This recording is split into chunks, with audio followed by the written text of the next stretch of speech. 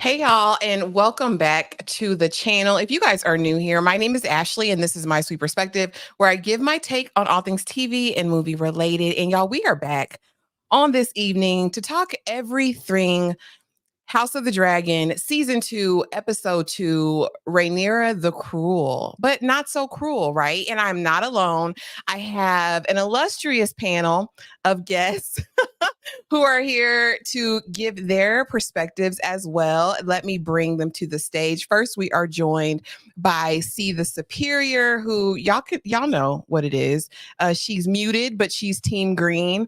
I'm calling her Allison 2.0. How are you doing tonight, C? I'm doing very well as Queen Mother of the land. I can't help but to side with Allison. Again, I like to make it fully clear. I'm Team Green specifically for Allison. I don't know what everybody else doing over there. I'll mess with them. But Allison, I'm here to defend, and I can't wait to do so on tonight's episode. Lord have mercy. Well, welcome. We are so happy to have you here in all of your green glory. And, somebody needs to defend her. That's all I can say. We need somebody on both sides of the tracks here. Next, we have Dom with Screen Static. Welcome, Dom. How are you feeling? How has your day been so far? Are you excited to get this conversation going?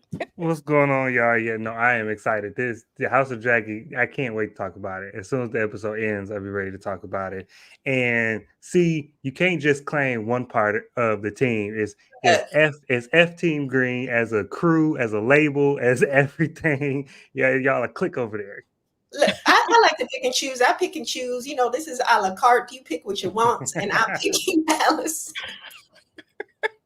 Okay. It's my a la carte meal. Okay, and we have one more guest coming up soon, guys. You already know who that is, but we will bring her on. But without further ado, honey, let's go on and let's get into our thoughts on Rhaenyra the Cruel. I want to start with you, Dom, and I want to know, in your heart of hearts, how did you feel about episode 2? What were your overall thoughts about the episode in totality last night? So in general, I was conflicted because I felt like it was a good episode of television, but at the same time, I feel like we're still taking a little too long to get to this war that we keep talking about.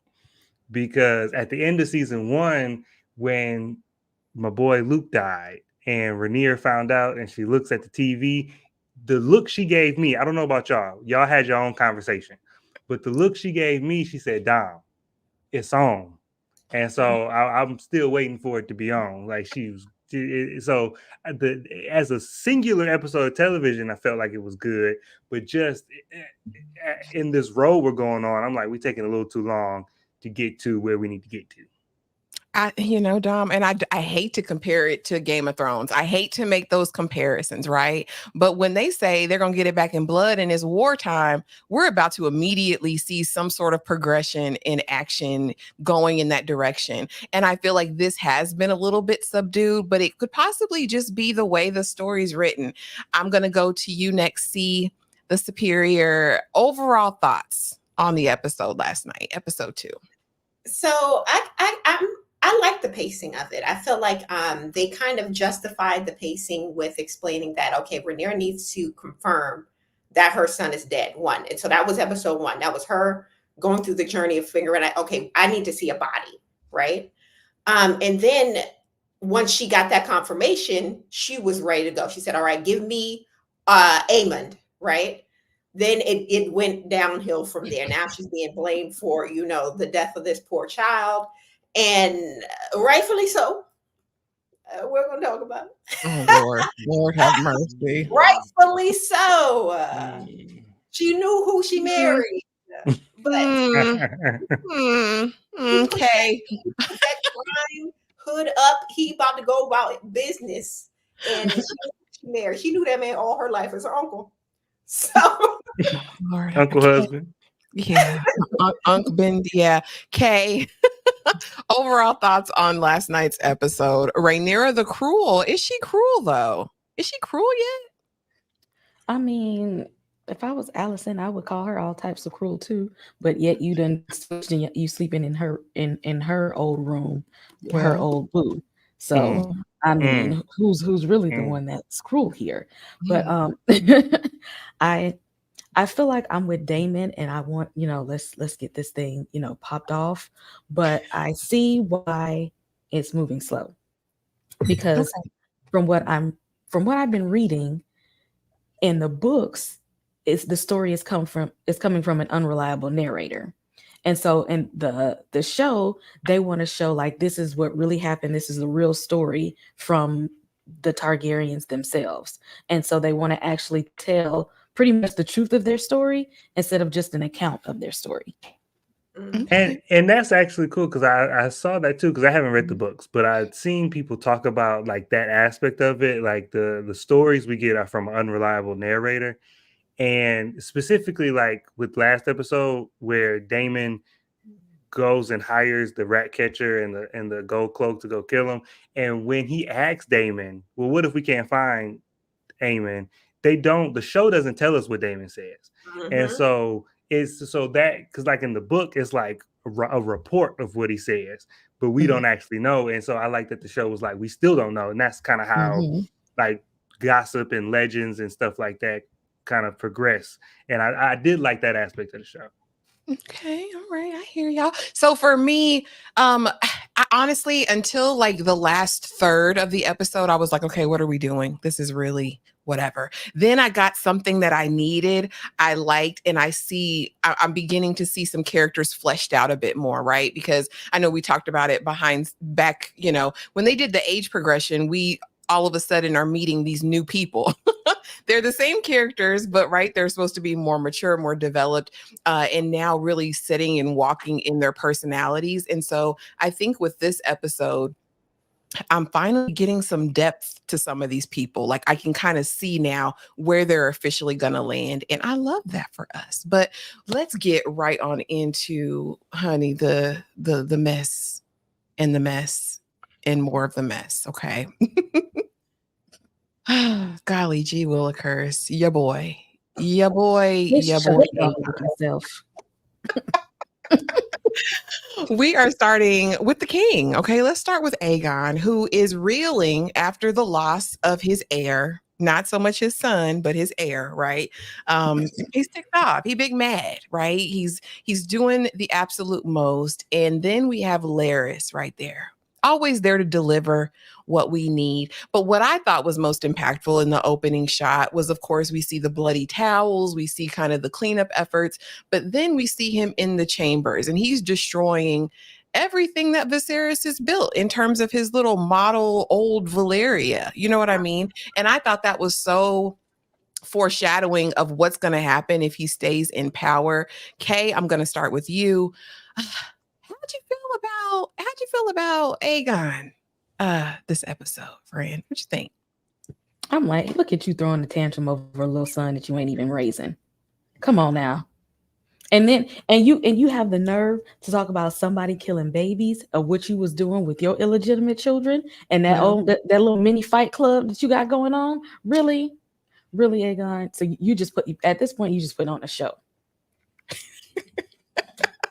just put on the show. Dom, what are your thoughts of Aegon? Do you think if he's left in power, he'll destroy everything Viserys built? Well, I'm gonna say this about a guy. He is the only member of Team Green that I even attempt to defend Mm-mm. because because he's a young king, right? He's a relatively young king, and to me, when we watch Game of Thrones, the only natural thing to compare him to is Joffrey to me, and he's not Joffrey.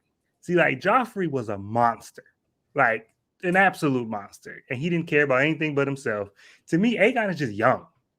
He's just young. He didn't want to be king. Y'all made him be king, and y'all made him care about all this stuff. So now he care.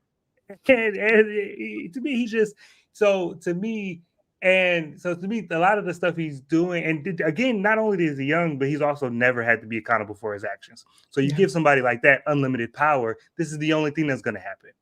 And with the thing you talked about, where him destroying the model that Viserys had, was to me foreshadowing and symbolic, because to me that matched with the end of the episode when he was talking to Otto.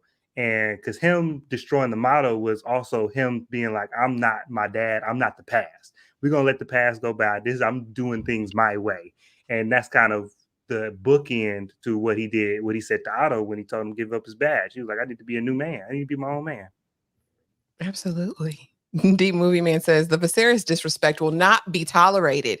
Tearing up a perfectly crafted miniature city and whatnot. And y'all know Right. Viserys loved his little city. Y'all know that was his ridiculous. pastime right there. Yeah. Deep says totally agree with Dom. If the lion knows his own strength, what man can control him? Well, a word on tonight. See, what do you think of your king? What do you think of the Green King?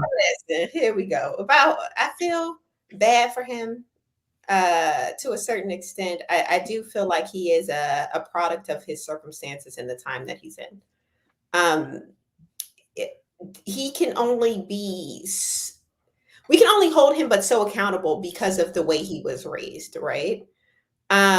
His father was decrepit, his mother was absentee emotionally. We'll talk about why. Let's talk about it. So you're just gonna disrespect Viserys like that and call him decrepit? Decrepit, man, that man was 100 years old by the time this baby was born, okay?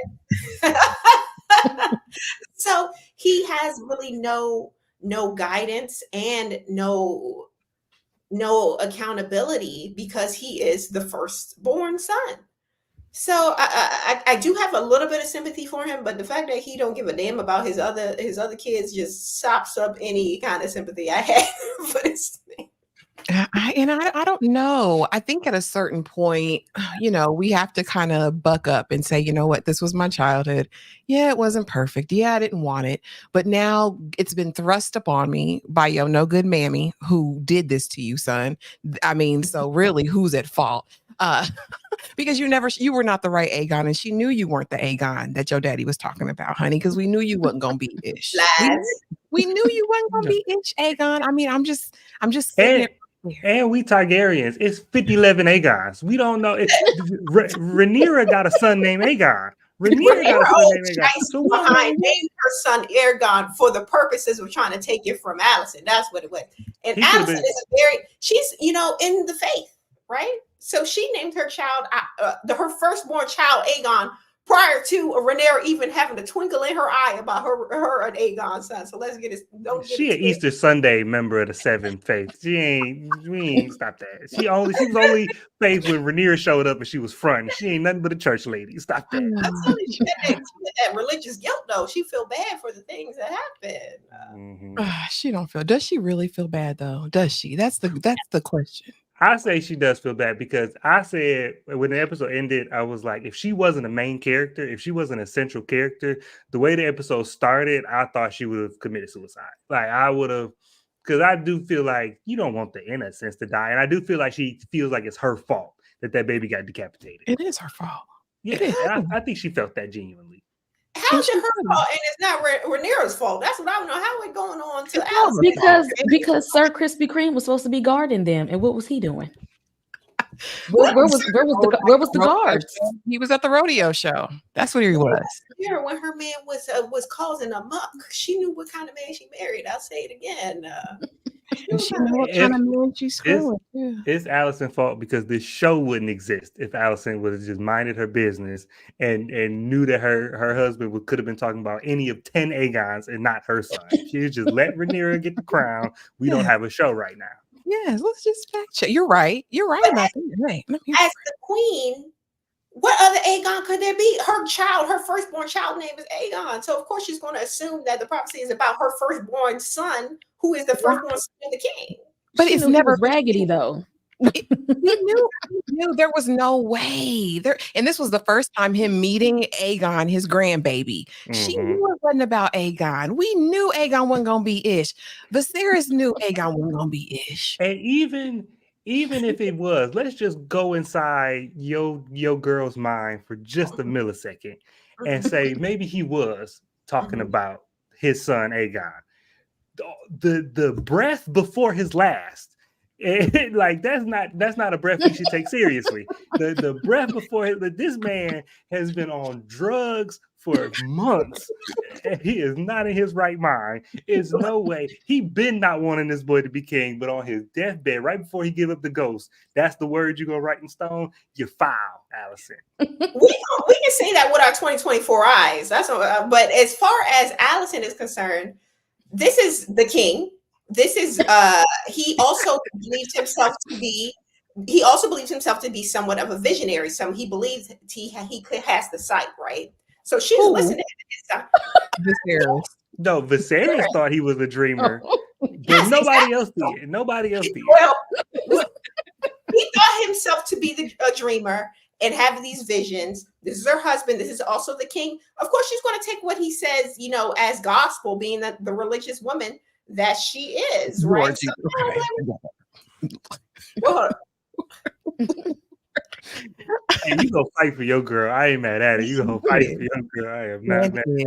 She said, "I'm gonna stick beside her." And so let's get it back and let's see what Aemon's talking about, because Aemon traumatized me this episode. Because like we were saying offline, Aemon is one person on the green side that I actually like, right? And I don't know, I have an affinity for Aemon, but this episode, I was traumatized. So first we see him doing some work, right? He's looking around. He finds the gold coin, which is, I'm assuming, was payment to the rat catchers. Y'all help me. That maybe got dropped or something in their getaway.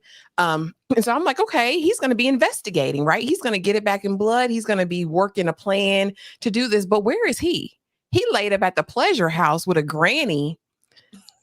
I'm just surprised we didn't see him doing something to her boobs. Like, it was giving very much, I have mommy issues. He's curled up in the fetal position like an embryo in this old lady's lap. And I'm utterly and completely disgusted. Dom, I'm starting with you. What's going on with your boy Aemon? What's happening with him? It's medieval Homelander. And that was just a Madeline Stillwell insert. But I think the coin that Aemon found, because when the rat catcher and the guys came into Aemon's room, you remember him and Sir Kristen Cole were plotting on the map, and they were using coins to plot, and the rat catcher just grabbed all the coins. I think he just dropped one and it rolled under. So it was coins on the map, and he saw there wasn't no coins on the map, but they left one. And so I think that's how he knew somebody had been in his room. Aemon is the one I'm waiting for, because when the fighting starts, that's who I'm waiting to see. But in this episode, I think we're going to see like that. I think this episode was to show that he's psychologically vulnerable, more so than the other members on Team Green. I think that he has some vulnerabilities that down the line somebody's going to exploit, whether it's going to be Damon, whether it's going to be Rhaenyra. Somebody's going to exploit these mommy issues that he has and these deep psychological, because he's physically strong and he has a great physical prowess, but he's sensitive. There's a sensitive boy, and somebody gonna take advantage of that. Absolutely. See, what'd you think of your boy Aemon this episode? What's going on? Is he going to be okay? Aemon gonna be all right. He's gonna be all right. He's very much Homelander coded, very much, Draco Malfoy book accurate coded. I said it in the last one. I feel bad for him because he clearly is after this mammy at the brothel, because he's lacking nurturing in his home life, right? And again, we can only be so mad at Allison, not to bring it back to her, because she never had that nurturing herself. So she cannot provide that to her children because she was not provided that in her childhood. You cannot give from a cup that has not been filled, right? So let's be for real. So he has this need to be mothered. And that's why he's with the old lady at the brothel. I like him as a character. I find him very intriguing and very kind of layered. And this was an interesting scene to give, another peel back on the layer of his character. Okay, Kay. What's going to happen with Aemon, friend? What's going to happen with him? What's going on with him first? Norman Bates looking ass on. It was giving very much Bates Motel. Okay, what are you doing? And it would be really funny if somebody was to hacksaw him, because that can be used against him. Like, what are you doing? You out in the streets acting like you Mr. Badass, but here you go, laid up like you want a bottle and a blanket and stuff. Like, no, what? No. And I wonder, does Alicent know that deep down inside he's like going through some attachment issues? Alicent don't care. She ready to ride. That's all she cares about. That's all she. No, we're gonna see. We're not gonna do this to Alicent because she Oh, cares. yeah. She just doesn't have the tools in order to nurture. She doesn't have this, because we see when she found out that her daughter's, the grandson was murdered. She was like, what have you done to my daughter? She was very distraught over the mental health of her daughter because of what she saw. And Was also, she? yes, she was. Yes, she was. So it's It like, looked like she was very nurturing to Krispy Kreme. no, she knows how to use her body because that's how she was used as a child. Her father used her body in order to sell her off to the king, right? That's all she knows. She doesn't know how to be nurturing, even though she wants to be. I feel bad for her. Y'all not about to do this to her, but what's going on? I don't know if I believe that, because I know people personally, right? Like, who have gone through, environments where they were never hugged as a child, right? And now that they have children, they made a choice to break that cycle. And so now they're affectionate with their children and they pour what they didn't receive because they don't want their children having the issues. I think Alicent needs to take some accountability and responsibility. Then I could respect her a little bit. But we can head on over, because we're going to get into Alicent later in great detail. Look, see, we're going to give you all the space to defend your queen, okay? But now let's talk about Rhaenyra, not so cruel, right? In this episode, we saw Rhaenyra in some really delicate and vulnerable moments, right? She's looking at she and Damon's babies. I mean, she's doing the little rattle. When she hears about what happened, she's in utter shock and dismay, because that's not what she said. We heard what the lady said. She said, I want Aemon's head. Bring me his head. I want Aemon. I don't, and that's it. And Damon did what he did, right? And so we see her. We see her with Damon this episode. We see her with the council. And of course, Damon in the council. And we'll get to Damon. And I said, now, and somebody echoed this sentiment earlier. And I said, Rhaenyra, you don't know your uncle? You know he did this, girl. Let's not pretend. Now that I have to hold Rhaenyra accountable here, because sis, you know your Unc Ben. You know what he does, right? We also see her meet with White Worm. We see her meet with Baela. Some really beautiful moments, I think, for Rhaenyra in just showing her humanity. And I think they're doing this because there's going to come a time where we're going to be grasping for her humanity. I am going to start with UK. What's up with Rhaenyra this episode? What did you think of her? I mean, I get as somebody, she's grieving her young son. Her own mother has lost children. Rhaenyra has lost a child. And so she's like, like that. I don't want to be known for that, because I know what that feels like. And y'all didn't listen. The direction was very clear. That's what I needed, because she knew anything outside of that was going to fall back on her, because she's the one that's taking the hit. Nobody's calling Damon the Kingslayer or Damon the cruel or anything. It's her name being dragged through the mud. Yeah. And that's probably why he likes it. Listen, Damon, I think, because they also have a discussion, right? Where she's like, Damon, I don't doubt your loyalty to me as a person, but would you be able to serve me? Can you honor me as your queen and lord? And basically he like, nah, sis, I'm going to be able to do it. Dom, what did you think of the interaction she has with Damon, with Baela, with White Worm? Where are you at with Rhaenyra this episode? So I defend Rhaenyra as vigorously as C is going to defend Alicent. But at the same time, we got to be realistic. Well, and all the moments were beautiful, but I think specifically with Rhaenyra and Daemon, what she's doing, I actually think that her and Aegon are learning lessons about ruling almost at the same time. They're learning similar lessons at the same time. Because last episode, when Aegon was talking to the villagers and he was taking the petitions and he was like just trying to give them, this seems fair. But then he was like, actually, I can't. The way I speak and what I say holds more weight than what I'm used to. I think Rhaenyra in this episode realized that she can't have weak moments. You can't be emotional because in her mind, from her perspective, it was a very clear statement. And I said what I wanted. There was no ambiguity to it. So I should expect it to be followed in the parameters that I set. But you also have to know your subjects and who you got around you. Damon been itching to get off the leash since Jump Street, and so you gave him a little rope, and he ran wild. So you got to know who on your team, and I think she's learning that she has to be careful about what she says and who she says it to, because now that she is queen of half a kingdom, she has to, her words move mountains at this point. Absolutely. And I think that, I think we are gearing up to, because we keep seeing her so measured, so reserved, and so human, because we're going to get to a point where that's going to seem like a distant memory. And I'm here for the ride. I just really also just want to get to it. Like he said, just speed it up a little bit. What were your thoughts on Rhaenyra this episode? Rhaenyra is a grown A woman. That woman, 30 plus years old. She got how many kids? We can only allow her but so much grace at this point to learn how to be a leader, because she was raised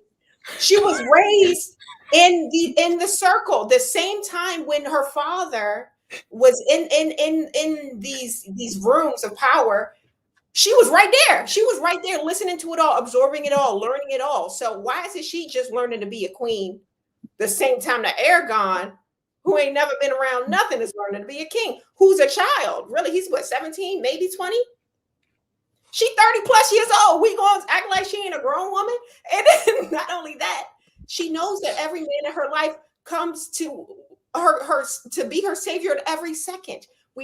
That does anything she pretty much says. When she's telling her uncle, hey, I'm trying to leave the castle, hop, skip, and a jump, she out the castle with her uncle. When she tells her father, hey, I want to do this, hop, skip, and a jump, she's doing that. So when you tell her you want one of the kids dead, you know your uncle, your uncle, whatever he's called, is going to hop, skip, and a jump and do whatever. So it's like she has to take some responsibility. She does not in this episode. It's very much woe is me. Oh, I didn't mean that. Oh, you shouldn't have did. That's not what I meant.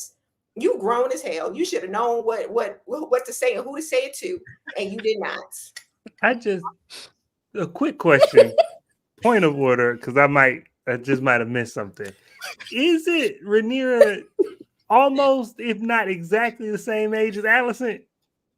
Alicent had no one on her side. Alicent had to learn everything by herself because everyone in her life uses No. Alicent had the master manipulator on her side. Otto Hightower puts Littlefinger to shame with how he manipulates. He moved chess pieces like Bobby Fischer out here in these streets. She got the best teacher. Manipulating her, not nurturing her. We see that later in the episode when she's telling him, I have a confession. She's breaking down in front of him. He tells her, I don't want to hear it. Why would she want to hear about his sexcapades? I wouldn't want to hear about her. He didn't know what it was. He didn't know what it was. He didn't know what it was. He knew. I don't know why she wanted to tell him. Like, he don't want to hear it because he don't give a damn about her, and that's how she was raised. She was raised into nobody giving a damn about her. Unlike Rhaenyra, who was raised in a house of love. Her mother, who passed away when she was young, loved her. Her father loved her. Everyone loved her.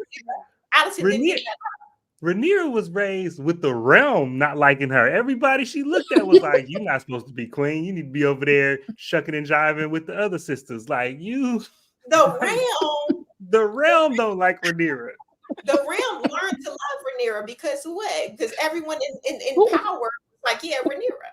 Yeah, and they also learned to love Rhaenyra by secondhand of the fact that, what's her name? Rhaenys? The queen who never was, the king who never was. They all love Rhaenyra too, because they like, look, she get the trickle down love from her. So it's like, come on now, let's not act. Welcome. get somebody else right. Get Thank you. somebody else to do it. Yeah, she's so religious. It ain't nobody in the 7. They ain't got no priest in the 7 that she can go confess to. Why she got to confess to her? Cersei talked to that old man. She was the queen, and she talked to that old The man. sparrow. Priest, The sparrows. sparrows. Now that bit her in the backside, but she did confide in him. Allison praying to the crone. The crone is listening to Allison. Captain for Creativity says, "Hey y'all, when Allison tried to use him as a confession box, Otto said, get somebody else to do it. Listen, I would have too. If I wouldn't want to hear that. Otto and Laris know absolutely. Laris definitely know. There ain't nothing in that castle they don't know. I guarantee. Allison, that's what I was just saying. Old room is and snagging her old lover is giving obsessed. You're not wrong, queen. To me, in my humble opinion. Honey, next we have this idea to make Frankenstein baby. And this was probably more traumatizing to me than the blood and cheese scene itself. Because why did y'all feel the need to stitch that baby's head back on his shoulders? Helena says, I don't want to do it. For that.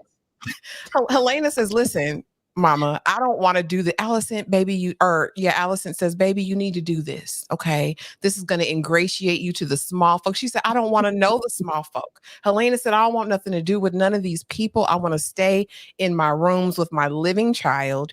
I don't want to do it. And my question to you, C, is why don't nobody listen to Helena when she tell them?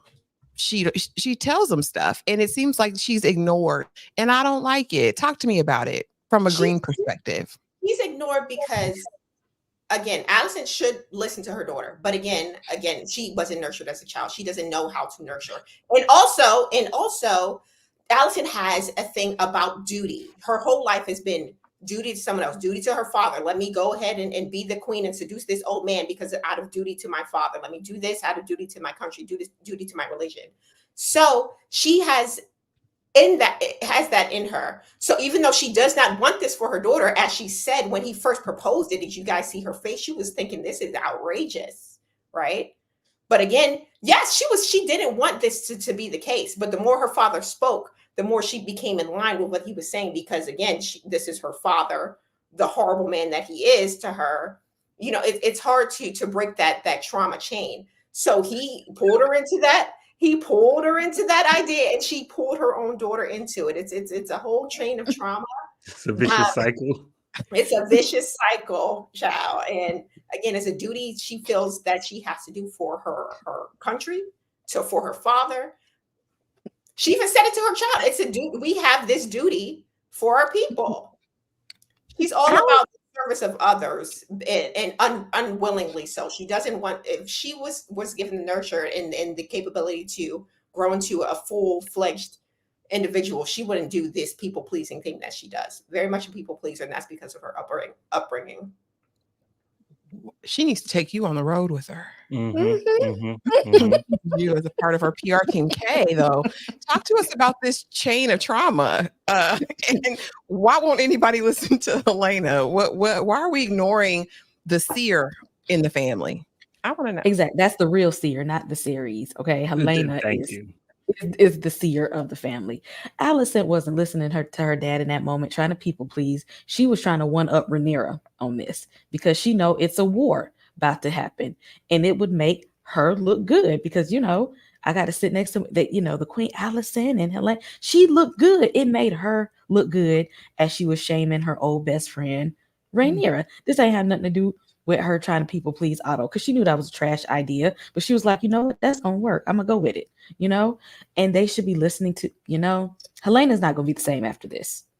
And I think she was foreshadowing when she was looking up at the little dust or rice, whatever they was like tossing down.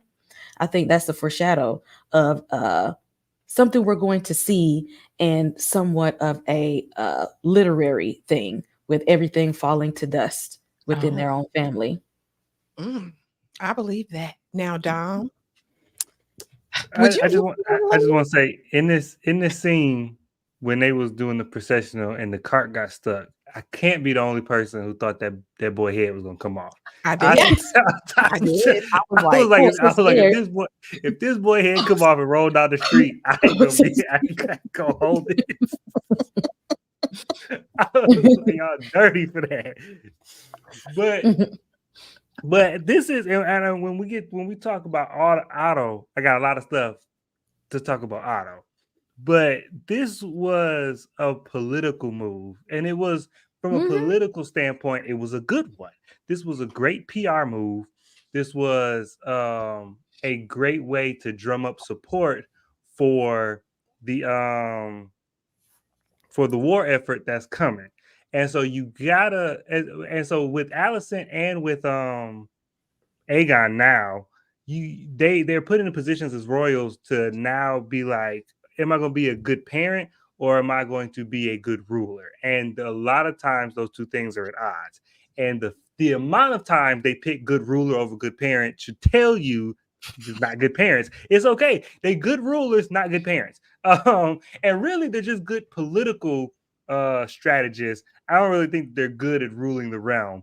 They're just good in political maneuvering.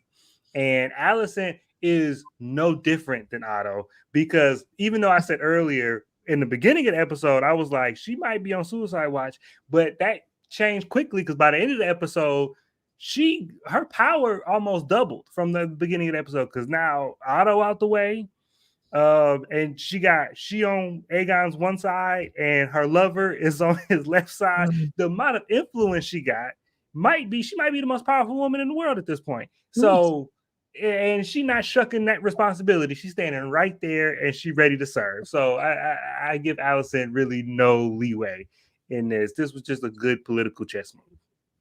Yeah.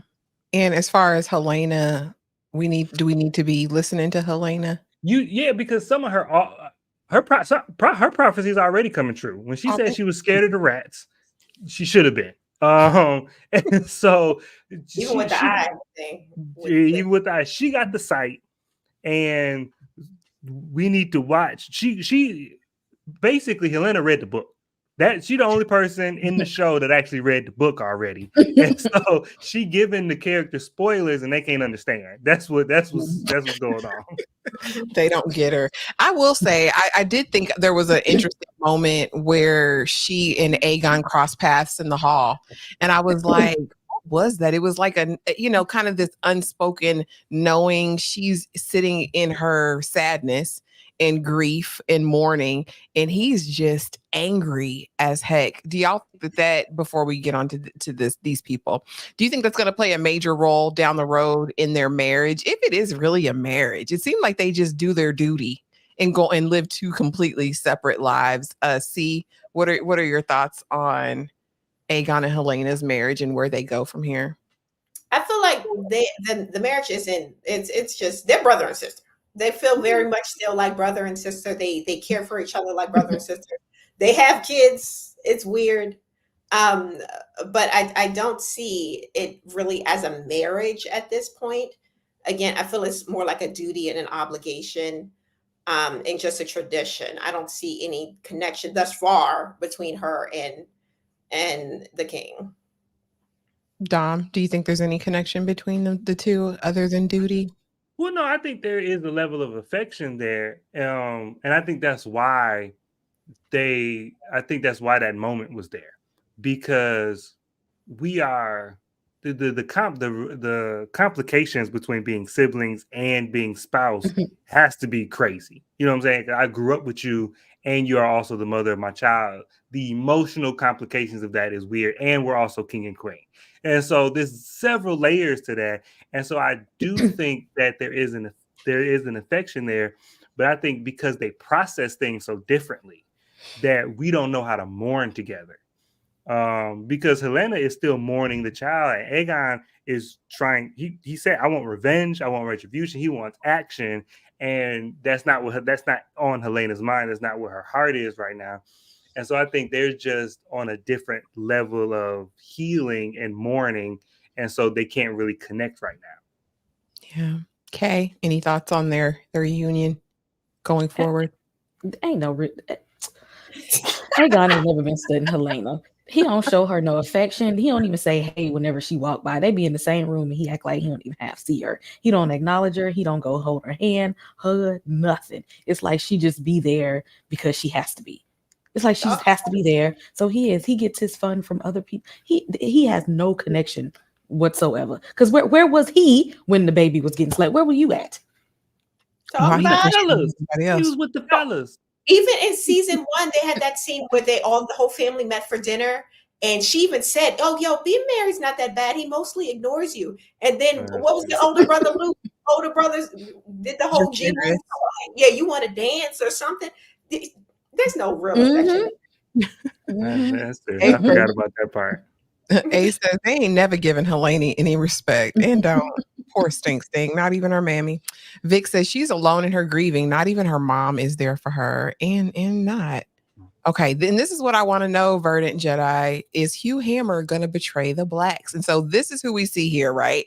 And I want to know because they brought him up twice, right? He makes his appeal a couple days before to Aegon at court, and it's like, listen, we need this money up front if you want these weapons for your war. And now we're seeing him again, but we're seeing him with his family. We saw his wife during the processional, and she is like, really feeling bad. But these are representative of the small folk. And we know with R.R. Martin whenever he brings people in repeatedly, they're going to play into the story. We don't normally in his books get a ton of attention to the small folks. So I'm going to start with you, Dom. How do you think these two are going to play into the story? They scream to me like book people things. Like I feel like when they showed up, you ever watch a movie or like a comic book movie and something happens and you like, oh, the comic book people got that, but I missed it. I know this is supposed to be special just by the way it's shot. When he showed up in the first scene with Aegon, I was like, who is this? Is somebody from the book? I don't know, but that's just that's what I was getting from it.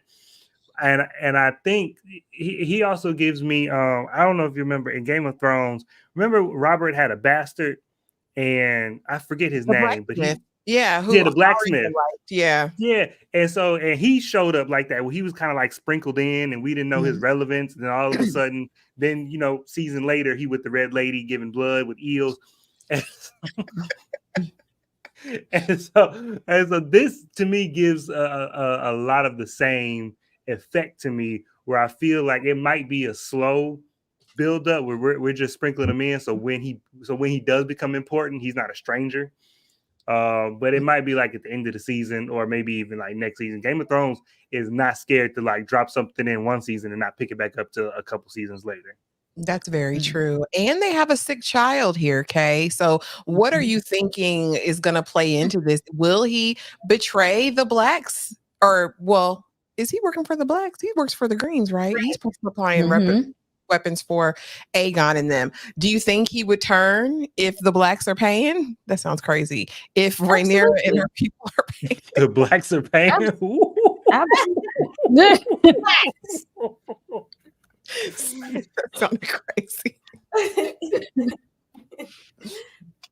But yeah, I think that, when she sent Bela out to spy on them, if enough people are spying and enough people are seeing some things, then, we can flip some people like that. Yeah, absolutely. See? So when we first saw him at the King's Court, I didn't think we were going to see him again. I didn't have that thought. I was thinking, okay, this is just, little town folk just here to, bring some, little sprinkle to the plot, right? When we saw him again and we get a little more info about his whole situation, right? And I don't know about y'all, but there's this old movie called John Q, starring Denzel Washington, right? And when you got a sick kid and you got a wife waiting down, like calling you on the phone, hey, we need, what are you going to do? Right? What are you going to do? The kid is sick. The chicken prices are outrageous. What are you going to do? Right? He going to turn. I don't know. I didn't read the books, but I know a man under stress from his wife and a man under stress with a sick child has got to do what he got to do. And if the king don't come through with the coins, he gonna go where the coins, he gonna go where the money resides, and the money gonna be residing wherever it does, and that's where he gonna be. Not the money resides. Hey, Vic. And you guys be sure to like the live, share it on all platforms. And yeah, let us know. Be sure to vote in the poll as well and let us know what your thoughts are. But I think Aegon made that promise saying he was going to make it right and he ain't going to come through. Yeah, because that's the last of his worries right now, paying somebody. And the way Otto was looking at the time, they might not even have the resources fully.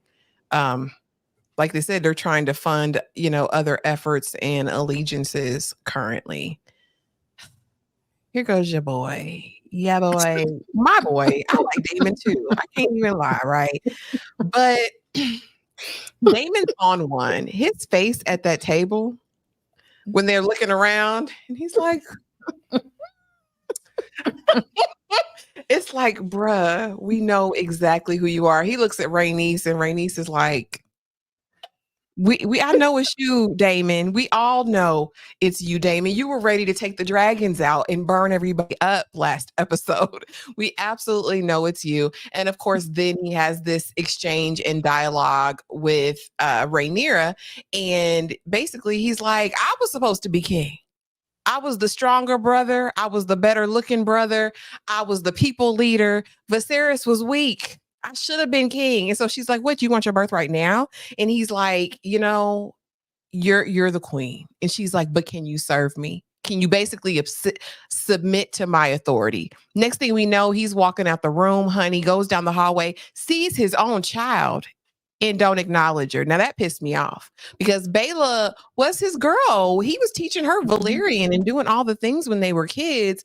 And that really hurt my heart. She's like, Dad? And he just keeps on walking. See, I'm going to start with you. What's Damon's next move? And what did you think about his interactions this episode?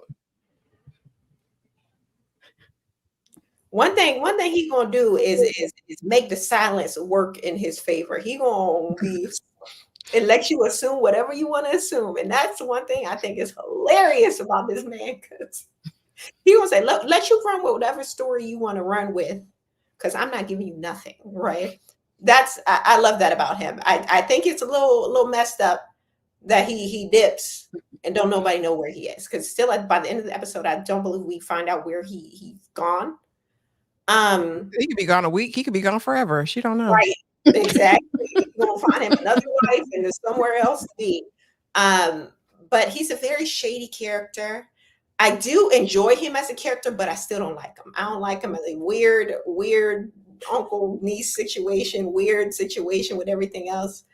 And he does have this ambition about him that could be a threat to Rhaenyra. Even though I am not Team Black, I can still recognize a threat when it's around the corner, there yonder. But again, interesting character, interesting scene.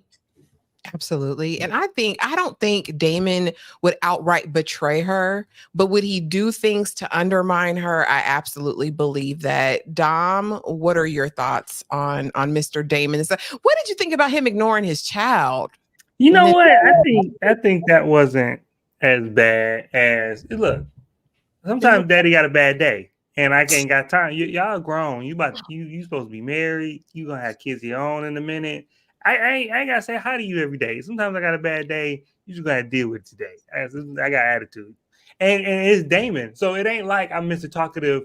Regardless, we might. I don't know that I talked to you at dinner. You know what I'm saying? It's just Damon got 2 words every episode. but I think that Damon from the first time we met him has been obedient adjacent. And so he's always, even when it was under Viserys, it's like, you want me to go do this, I'm gonna go do this, but I'm gonna go do it my way. And he's never, at least in my memory, never been like outright insubordinate. Like, I'm just not gonna do it, I'm just gonna do my own thing. He always like colors just outside the lines. And so I think he's going to just continue to do that, and he just might get a little bit more bolder with it. Like, he's supposed to go take Harrenhal. I think that's where he went. I think he went to Harrenhal. I think he's finna mess Harrenhal up. If it's not finna be no peace, it's not finna be no talking, it's not finna be no negotiations. It's just like, hey, you coming over here, or I'm gonna see about you. Like, I think that's what because he got to get that aggression out somewhere, because he has this ambition, but he's not a traitor. And so I think that's how he squares this circle. Is like, I'm just gonna be the king of my own behavior, and I'm gonna do my own thing, but within the lines of you didn't tell me not to. You know what I'm saying? I think that's Damon. So you didn't tell me not to. Just enough rope. Okay, Kay. What you think about Damon and what he's got going on? So you know how in movies when the man get mad and hop on his motorcycle and go to the bar and start a bar fight? He's dragging. Hopped on Caraxes and he about to go show out somewhere. He's got to take this anger out on somebody, and he might use it to his benefit, but it's going to be in the worst way because he's still not going to do what they want him to try to do. He really about to go act a fool. He said, you know what? I don't have to take this. I have a dragon. And he flew right on out of there. And did. The singing Damon, the Damon that was singing to the dragon to calm it down, to tame it, that Damon's over with. We just fire breathing Damon now. I'm ready for it. I'm so excited in the preview to see those dragons. That's my favorite part. I cannot wait. Verdant Jedi says, dragon seeds are pretty interesting. I'm curious how the show will explain Sea Smoke and Alan, especially since Lenore is still alive. Is their bond really that easy to break? Child, we gonna get to them, Alan and Adam, because I was like, some more black folks. Y'all know I was here for it. Absolutely. Okay, now this pissed me off. So we've seen Sir Kristen early on in the episode talking to Allison about absolution, and I'm like, y'all ain't gonna get it because y'all are both sinners. She's like, I'm being punished by the gods, and you should be, Allison, and so should Sir Kristen with his nutty lunatic self. Okay, and so we also missed a part, I guess, where Aegon confronts him and is like, where were you when my child was being unalived? And of course he didn't say, well, your mama was riding me like a rodeo. He just is quiet. But now he takes that same energy that Aegon giving him and he says, I'm going to take it to Sir Eric. Now we know Sir Eric is a twin, right? The other one is at Dragonstone, protecting and serving Rhaenyra. But he says to him, where were you when the young lord was unalived? And he was like, I was with Aegon and the frat boys because that's what we do. That was my job. And he was like, your cloak is dirty. And I said, you're dirty, Sir Kristen. And so they get into this whole back and forth situation. And Sir Eric was like, I do my duty. And then we see the other white cloaks pack it up. And I'm like, is it about to go down? Because they left the juke joint. Remember when, what's her name? Y'all know, from Color Purple. Who? Celie? No. When she was about to beat up Harpo's woman, Sophia, when they packed up the piano, that's how they got up and left. And so they're into it. And basically Sir Kristen's plan is that, Sir Eric, you're going to infiltrate Dragonstone. You're going to pretend to be your brother and you're going to take Rhaenyra out. We're going to take the traitorous bee's head off. You know, that's what we're going to do. Kay, I'm going to start with you. How do you feel about Sir Kristen and what did you think about this raggedy plan? Let us know. He's raggedy. Okay. He's raggedy. He had that inner guilt on him because he knew what he was doing, but see, to cover it up because he don't want nobody to know he'd be up there, laying with Allison and that he had failed at his job. So he said, you know what? I'm about to go deflect onto somebody else. I'm gonna put all of my guilt and project it on an innocent party, and I'm gonna have him go do some dirty work. He set Eric up for the okie doke. He knew he was not coming back. Indeed. But he needed to put it on somebody else, and he needed to get the attention off of him, because if he didn't do something, everybody was going to be like, where were you at? Why weren't you protecting it? But now he had to say, oh, I stepped up and I sent, Eric to go over there and take care of Rhaenyra for us. He gonna handle it, so that they're looking at him like, oh, you did something, instead of, oh, you didn't do something. That part, deflection, that's the key. See, I'm going to you next. What you think about your boy Sir Kristen and his suicide? Well, I can't say that word, but his unaliving mission for Eric. Like I said, I'm just here for Allison on Team Green. Christian he doing too much. He's classic middle management syndrome. He feel like he want to take it out on the little guy when it's being taken out on him. I believe it was Aegon who asked him when it first got down. He said, where were you? Right? And then he gonna take that same energy and bring it to Eric. Where were you? Like, sir, no, don't try to like trickle down. Ain't no trickle down economics over here. It was your faults. And you're trying to make it his duty to correct your misstep. And I felt so bad for Eric because he was doing all that he can. First of all, the man was working hard that day. He said, sir, it's been a long day. I just need to take this little bit of food. I will wash this cake as soon as I get some sustenance, right? And angry Christian didn't want to hear that because he just needs someone to take it out on because he's in middle management syndrome. And I felt so bad for him. Eric kept his cool. He did what he needed to do to keep his job. He should have, if quietness is kept, he should have just abandoned it. He should have said, yeah, sure, I'll go, I'll go. And it just never be seen. Just go on to the sunset. But yeah, Christian was a complete butt in this episode. I can't defend him, nor do I want to. Yeah, he's a mess. You muted. What were your thoughts of Sir Krispy Kreme and his his mission and assignment? I wanted the twin to go and defect too. I wanted him to go, okay, not both twins over there. That's what I wanted. But I was like, it's not gonna happen. But Christian is a small man. He is a small man. And you can't I've met men who are 30. And if you bring up the woman, the girl that curved them in high school, they get the foaming at the mouth. They get if she walked in the room right then, they get the flipping tables. I'm like, you got to let it go. And and my thing is, even if you was upset, you down here taking the queen down through there every night, and you still can't get over this the curve. It's so Kristen Cole, and it's gonna happen because I'm gonna call it down because if Allison come up pregnant, because who could it be? You know what I'm saying? Because the king's dead. So Allison the series from the grave, man. Exactly. Well. It's gonna be dangerous because that baby is gonna be in no man's land. You don't have a right to nothing, but you a threat to everything. So Kristen's on borrowed time because he ain't stopping at the corner store to pick up magnums on the way to the bedchambers. And so I just know that I just feel like it's gonna happen because they keep showing it too much.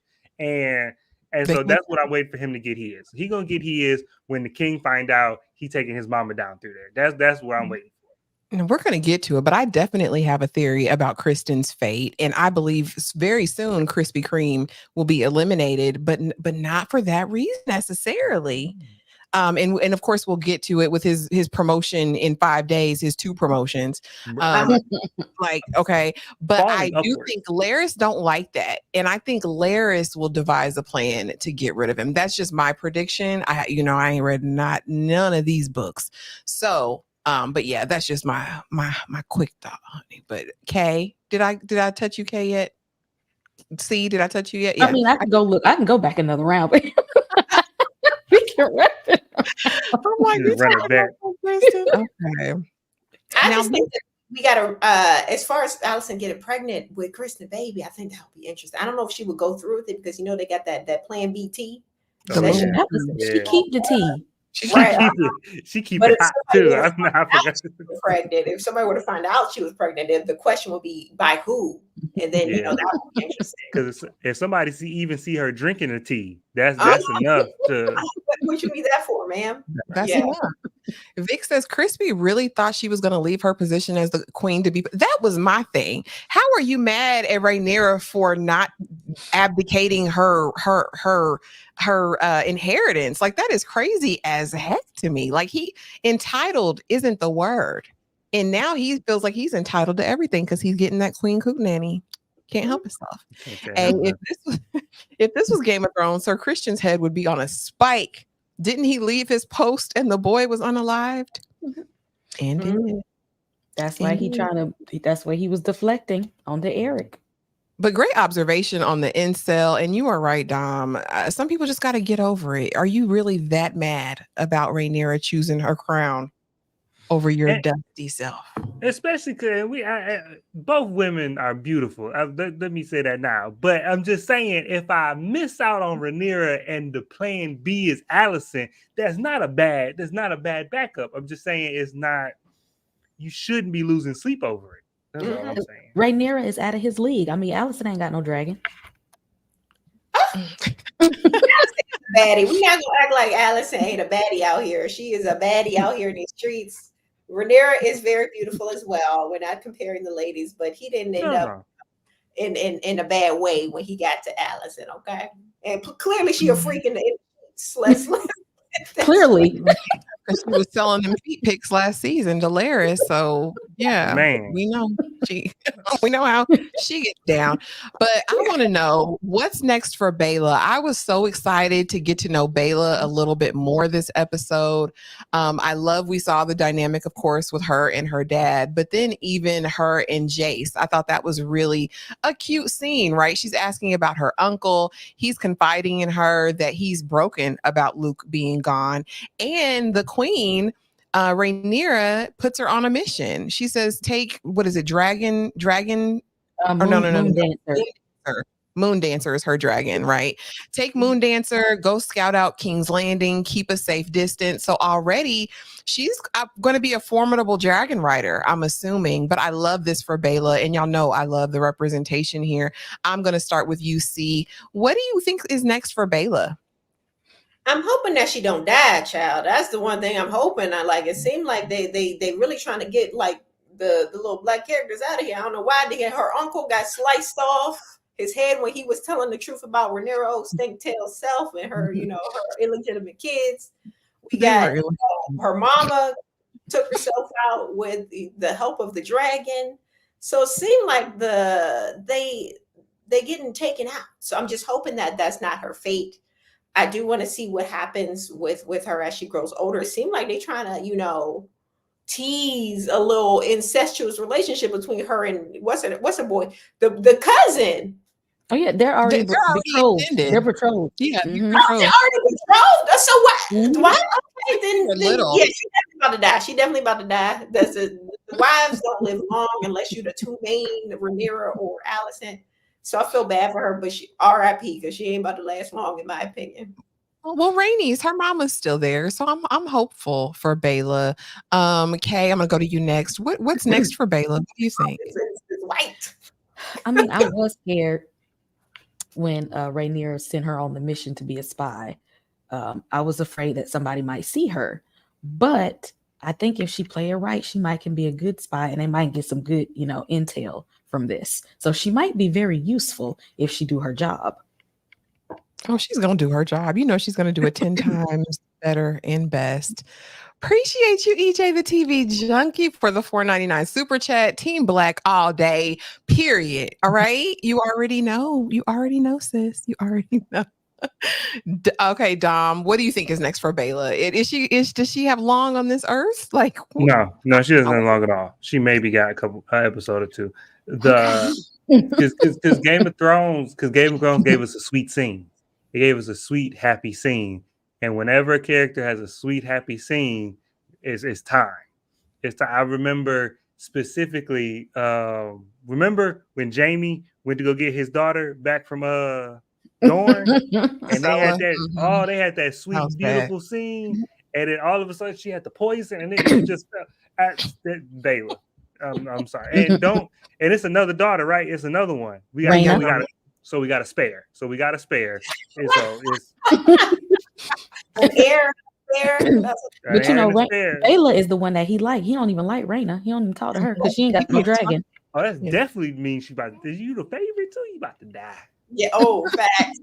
That's Now this will be interesting, Verdant Jedi. I'm here for that because we're gonna get into Alan of Hull. We're gonna get into him. Did everybody talk about Bayla? Did you? Okay, I was making sure everyone talked about Bayla. Oh, and you guys be sure to follow EJ the TV Junkie. I know she is covering House of the Dragon as well as so many other shows, something for everybody over there.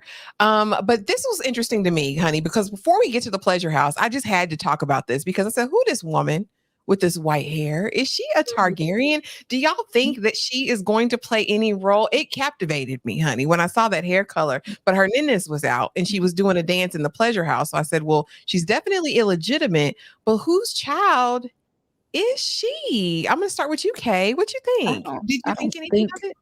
Yeah, I don't think she's going to be of any significance. I think it's just meant to show that, you know, the Targaryens be out here having illegitimate children. Just like, remember how the Baratheons had all of them children out here in the midst. I think it's to show like this has been going on for generations, that they're out here making all these children, but you know, they're not claiming them, and they ain't never gonna be somebody unless they become a threat to somebody and they take them out. But I'm not sure she's gonna actually have a role. They just want y'all to know. Okay, what about you, Because she Dom? probably ain't the only one. No, I agree with Kay. I think that this woman, she may be, she may have some speaking role later on. I don't think she'll be a great significance. I think it's just like to show how much the Targaryens get around, and I think it's a juxtaposition from Game of Thrones, because when we watch Game of Thrones, it ain't none. We don't see white hair nowhere except for Daenerys and old Maester Aemon at the wall, and we thought he was just old until he told us he was a Targaryen. So to now see so many Targaryens, and then to see how they basically go extinct for the most part by the time we get to Game of Thrones, I think it's just to show how different of a time we're in from Game of Thrones. Okay, absolutely. And Tyra, we love you. You know we love you, sis. Go follow Tyra at Short Reviews TV, y'all, if you are not over there. Amazing content. Amazing content. See? Who this woman? I have no idea. Good catch, because when I was watching the show, I sure enough didn't pay her no mind. But now that you bring her up, she could be one of Damon's a little illegitimate child, because you know he stayed at a brothel, child. He Check stayed at the pleasure house. Stayed at a pleasure house, so it could be, you know, one of his illegitimates. I don't know if we'll see her again in the series, but definitely I wouldn't be surprised if she does have some Targaryen blood. Yeah, wouldn't be surprised. I do think it's the interesting concept because you're right. In Game of Thrones, it's just Dany and her brother, right? That's all that's left. And we don't see not a single Valyrian, not a single one. So we know they have been completely wiped. And there's some other houses. I'm like, oh, that house doesn't even exist anymore. Those are some stories that Arya would be reading when she was a little girl, when the lady would be teaching her lesson. So absolutely. But I had to throw her in there because I was like, sis, who you be? Who you be? All right, let's see what's next, y'all. Oh, golly, gee willikers. So we know off the heels of last episode that Damon had white worm. That's how we got the names, right? To do the thing that we did. But he made her a promise, and clearly he's made her a couple promises, remember, because he was supposed to marry her. She was supposed to be pregnant and he was stealing a dragon egg to give their baby, which, come on, Damon. But now apparently he's broken another promise, because after she gave the names, he was supposed to set her free. So now she wants to hold court with the queen, and Rhaenyra like, girl, what are you here for? And what is it that you want? She was like, you helped my uncle. I don't think it'd be in my best interest to let you go, right? And then 2 minutes later, she's like, but I recognize you. Weren't you supposed to marry him? And she was like, yeah, he lies and he breaks promises, but what are you going to do? And so ultimately she does decide to let White Worm go. My question to you guys, and I'll start with you, C, will this be a lasting alliance? Is White Worm, I mean, it seems like she may have already come in clutch, but will she be useful to Rhaenyra going forward? So White Worm, I like her. I like her as a character. Shout out to her skincare routine, because she ain't aged a day. Meanwhile, Rhaenyra out here.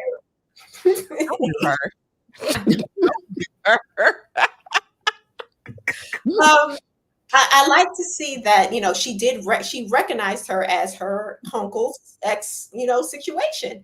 And the fact that she was able to keep it together and, not have any kind of jealousy or any kind of like, any kind of ill will towards her, but beyond the fact that she's not sure where her alliances lie. I was like, okay, tip of the hat to her there. Okay, good job keeping it together. But I like White Worm. She is a working woman. She raised herself up from nothing, right? She even said something how she was able to, get a place, get a home, get some fortune by using her wits and her knowledge. And I like that for her. I love to see an intelligent woman come from nothing and then get some sort of success.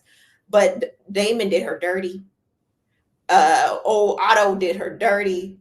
Um, but I do like their dynamic here between Rhaenyra and her. It's there's something there, and I want to see it develop more in later episodes. How their alliance grows there. I'd love to see. I'd love to see that explored more. But we'll see. We'll see how it goes. Dom, will this be a lasting alliance? Will they prove useful to one another in the future? I have to assume, yeah, just because the reason I assume it is because she came back. She came back and she warned the watch that Rhaenyra was about to get got, and now she's gonna stay. Now you part of the team. Because at this point, I feel like I can trust you now as far as Rhaenyra is concerned, because you came back. You didn't have to do that. So I feel like Rhaenyra is going to give her a little bit of trust. And then now we might implant her back in King's Landing, help her set up. Because you're talking about spies and how we're trying to get some spies at King's Landing. If I give you some money and help you set yourself back up in King's Landing, that's the best spy I can get. And so Absolutely. And so I do think that she will be useful. Maybe not in the same. She might not go back and be the White Worm again, but they might do something else with her. But I do think that there will be an alliance with her, and she'll come in clutch at some point. I hope so too. And I think she has a reason to be on Rhaenyra's side. When we found out, well, we knew that Hightower, Otto set everything on fire, ablaze, right? And so she lost what she had worked for there. So she might, have a little vengeance in her too. Okay, what do you think? I think she'll prove useful for as long as she's alive. I'm not sure if she's gonna stick around too long, because once people start, notice she kind of, snooping around and giving the tea, she might not last too long. So I think as long as she lasts, I think they're gonna make a good alliance. And I wonder what Damon will think if he finds out that they're working together. Child, I just better not see no menage a trois. That's I was all. just gonna say, Damon gonna be like, so since we are here, I'm like, Lord, let's just not go. Let's just not let it go there. All right. So back in King's Landing, Aegon had gone down there, questioned the man he really didn't even have to be questioned, because the man gave up all the information before Larys even got out to pull out his ancient torture devices. I was like, well, that wasn't much of a fight. And he told he said it was the rat catchers. Okay. And so Aegon took it upon himself to unalive all of the rat catchers, which was a bad mistake, big mistake, huge, right? Because y'all have rats, y'all have an infestation, and who's going to catch them now is my thought. Dom, I'm starting with you. This whole moment of Aegon taking away Hand of the King, old man, you can't tell me nothing. You was my daddy's hand, which were Larys's words echoed back. But now I want to make Kristen Krispy Kreme, right? Hand of the King, who's only been commander of the watch for 5 days. Talk to me about it, Dom, because I was outdone. This episode not only was a masterclass in nepotism, it was a masterclass in this really showed how intelligent people can be misguided, because Otto Hightower was really, as far as like the moves he was making, was right at every turn. Everything he said, he was like, if you do what I say, we're gonna get this result. He was right. Everything he laid out, the plans he laid out, the pieces he was moving, all of it was perfect. The only mistake he made was picking this boy. If he had just if he wasn't so full of his own ambition and wanted his line and his house to kind of be on top, if he wasn't overcome with that and like pushed, was like did what he was supposed to do and back Rhaenyra, then everything would have been fine. And him and Rhaenyra kind of would have been the perfect team because they kind of have different skill sets.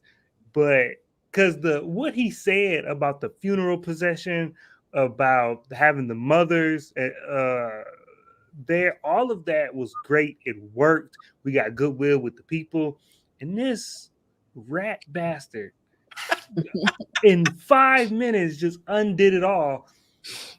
And at that point, it's like, and I felt, and that was the only time I felt Otto. When he was going off on him, I was like, yeah, these young punks don't understand. They don't get it. They got no patience. They ain't got no home training. They ain't got no respect. And they just, none of these, both Aegon and Crispy Miss Crick they just don't plan. They don't look past the first decision and what the immediate gratification. They don't look anywhere past that. And so the idea of planning and being patient and waiting, like putting something out and waiting a week for it to come back, they not with none of that. They want to drink, they want to pull their swords out, and they want to do something that's going to make them feel like men. And that's the only thing they worried about. And this to me screamed of, when like the kid just doesn't want to listen to dad anymore and goes hang out with the bad kids. This is that, but now with nuclear launch codes. You know what I'm saying? That's all that this was, and that's the problem with this. So that's how I felt. This is the only time I felt sorry for Otto, because I'm like, you really put in a lot of work for him to just flush it down the drain. This was honestly the first point for me because I was not a huge Otto fan. I always thought he was ruled by self-interest. I did think he was an amazing strategist, though, right? All of his moves were extremely calculated. But when he basically tells Aegon, "You really believe that? You really believed it? Your daddy knew you wasn't fit to be king. Your daddy knew wasn't gonna be ish." And when he said you'll regret it for the rest of your life, I had a waiting to exhale flashback moment when he said you're gonna rue the day. This is the biggest mistake you're making. And I was like, and is. I honestly thought Sir Kristen Cole was gonna unalive him in that thing. I thought he was gonna take Otto out. I did. Kay, what are your thoughts on this promotion? And did you feel bad for Otto in this moment? No, not really, because sometimes what did Malcolm X said, when the chickens come home to roost? Come on, that's what he said. That's what Brother Malcolm said. And since they, all the rat catchers are no longer with us, that's when they started using cats.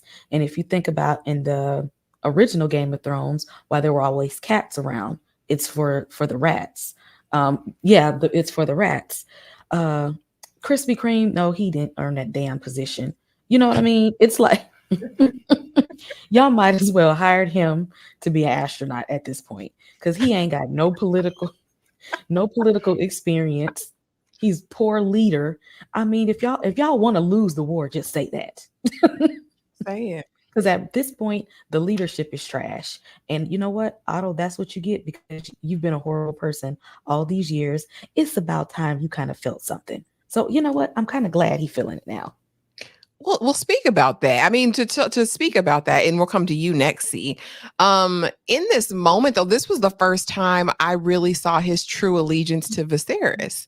When he talks about how prudent and wise and temperate Viserys was during the reign and how Aegon was literally going to ruin that completely, I actually felt a little touched then. I said, well, he actually liked Viserys. Like they really had a true stay in power so that he could have a little power. He knew that Viserys was easily swayed. So he's like, as long as he stay king, I'm going to have a job and I'm going to have a little coin in my pocket. Because if Daemon get in here, all hell going to break loose. He going to fire me.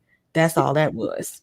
The best case scenario, I have an affinity for him. I do. I feel, I mean, that's true too. I think both could be true, but I do think he had an affinity for Viserys. C, what were your thoughts on the promotion and the firing? Oh man, this little picture you got Otto down here is taking me out because look at this man. Down bad. Destroyed. Christian and worked his way up from middle management to upper management, child, by the end of the episode. Unrightfully so. He doesn't deserve that position. He is a fighter, right? He is good on the battlefield. We saw in the season 1, he took out Damon with ease, right? That's where his strengths lie. He is the muscle. He's not the thinker. We know this about him. He's not the thinker. And for the king to take out the thinker, his grandpapa, he had to point it out like, this is not the king. This is my grandson, right? He had to tell him. It was a stupid decision. It was a stupid decision based off of emotions. And he gonna rue today. He got old stupid Christian in there because he's not a thinker. He can't strategize. He's just the muscle. Reactionary leaders are extremely dangerous. They always, it always ends in disaster. Anything anyone else want to say about Otto or that whole situation? I think that this move right here is the turning point where the green team is going to take their first major loss. Because now with these two boys with the hands on the wheel, they're going to rush to war. And they're not going to listen to the strategy of anybody around them. They're going to go head first in. And Rhaenyra has strategists around her that she will listen to. And they got more dragons. And so I think the first clash is going to be a real big blow to Team Green because them boys ain't gonna listen to nobody. And so I think that's gonna be this is gonna be the reason. This decision right here is gonna be the reason that Team Black takes its first like real victory in the war. Okay, all right, guys. Now, here we go, y'all. Oh. This hurt my heart. I can't even lie. The fact that these two brothers, right, born into this world together, shared a womb together, and because two different factions couldn't get their stuff straight, they're both gone now. And my question was it worth it to the brotherhood? I, like you, Dom, was hoping the Erics would go and work for the Blacks. That was my hope. I was like, okay, he'll come on over. But apparently they were both led by the courage of their convictions, and it resulted in tragedy. Dom, I'm going to start with you. Was it worth it? It was not worth it because they just canceled each other out. So now both teams are the worser for it because these were good soldiers. They were loyal men. They were loyal to their convictions, and they stood on what they believed in, which is in these type of times, in medieval times, when all you have is your word and honor and stuff like that. Those men become real rare when the shit hit the fan. And so it's sad, especially. Yeah, I get the names mixed up. Eric, Merrick, Derek. Eric and Eric. Eric with an E and Eric with an A. I knew my mind wasn't playing tricks on me. George need to stop that. George need to stop that with the names. Okay, so good Eric. I was real sad for good Eric because falling on your sword has been a saying since medieval times. I don't know the last time I saw it depicted, like on film, with somebody actually falling on their sword. This hurt me. I was like, wait, no, do it. Eric. And so he put up a good fight. He protected his king. Whenever they have a ceremony, he needs the highest place of honor. But no, it was not worth it. Well, in a sense, it was worth it. I'll take that back. It was worth it for Team Green. It was worth it for Sir Kristen Cole because just him coming up with the plan and him acting was what propelled him to get that promotion, that battlefield promotion, that week promotion. That was his qualification. I did something, and it sounded good. And trash as it is, it almost worked. If the good twin wasn't on his P's and Q's and noticed that something was amiss, it might have worked. And so for that reason, for a resume, it was worth it because they didn't care about him no way. So them sacrificing him wasn't really. They forgot about him already. By next season, nobody mention him. And so he was expendable.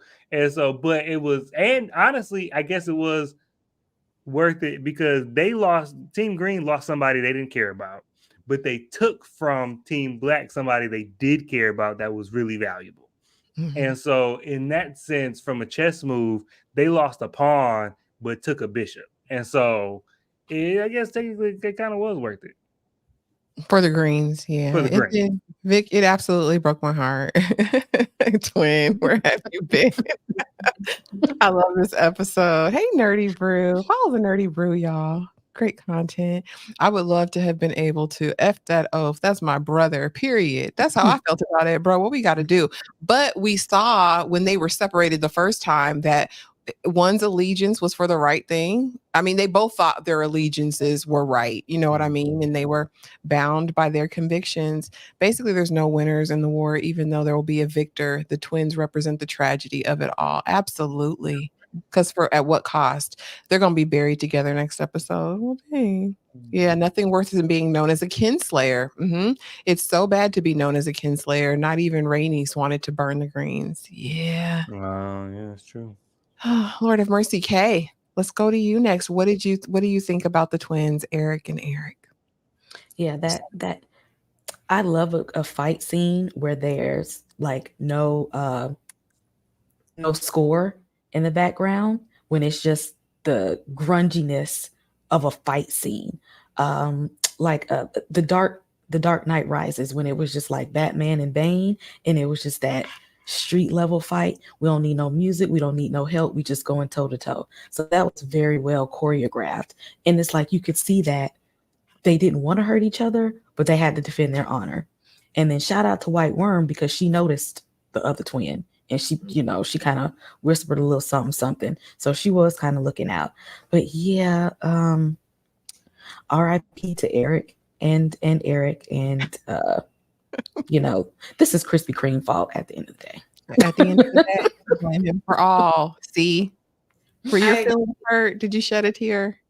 It's 100% Christian's fault, and this little stupid little Freaky Friday sister little plot he done put together. You can pretend to be him, and you were sending this man to his demise, knowingly so.